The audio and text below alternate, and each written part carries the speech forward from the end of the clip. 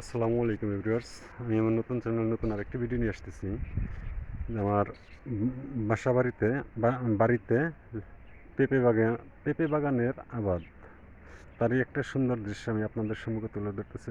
যারা বসত বাড়িতে বসবাস করেন বা বেলে দোআঁশ মাটি আছে, তারা এই ধরনের বা আবাদ করতে পারেন বা এই ধরনের চারা লাগিয়ে বিজনেস করতে পারেন। তারই একটা ভিডিও চিত্র আমি আপনাদের সম্মুখে তুলে ধরতেছি।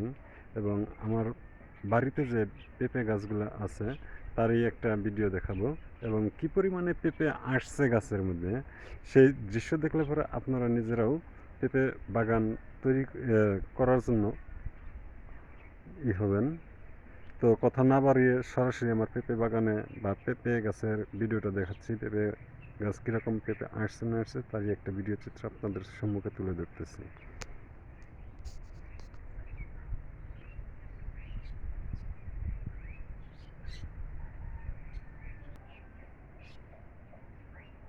এই হচ্ছে পেঁপে গাছ, পেঁপের বাগান।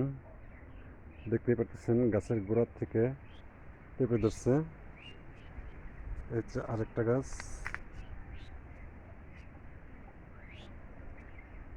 যারা এই ধরনের বা এই ক্যাটাগরি পেঁপে বাগান তৈরি করতেছেন তারা অবশ্যই পেঁপে বাগান করতে পারেন। দেখতেই পাচ্ছেন প্রিয় দর্শক, আমার গাছ একদম কানায় কানায় পরিপূর্ণভাবে পেঁপে আসছে।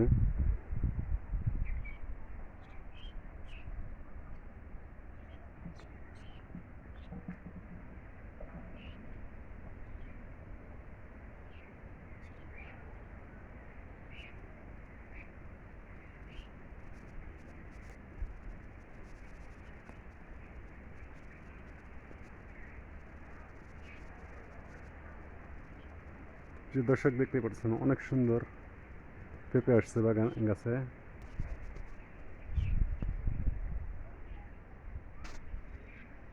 প্রতিটা গাছেই পেঁপে আসছে প্রিয় দর্শক।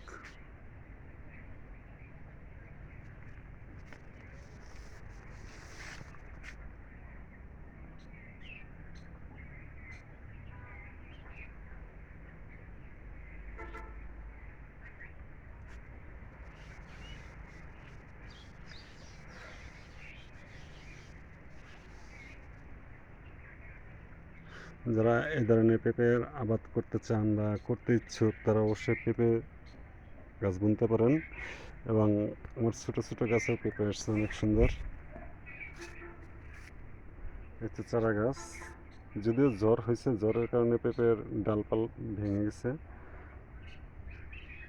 এই হচ্ছে আরও পেঁপের বাগান, পেঁপে গাছ।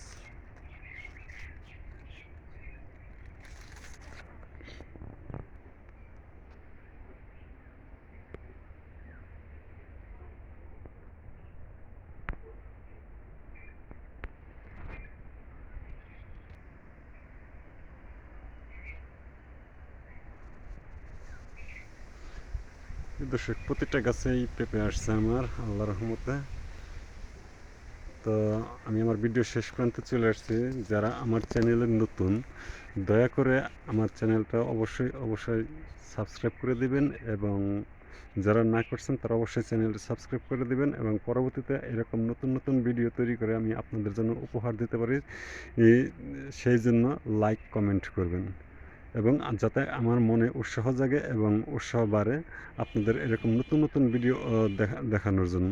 সকলকে ধন্যবাদ জানিয়ে আমি আমার ভিডিও শেষ করছি। আসসালামু আলাইকুম ওয়া রাহমাতুল্লাহি ওয়া বারাকাতুহু।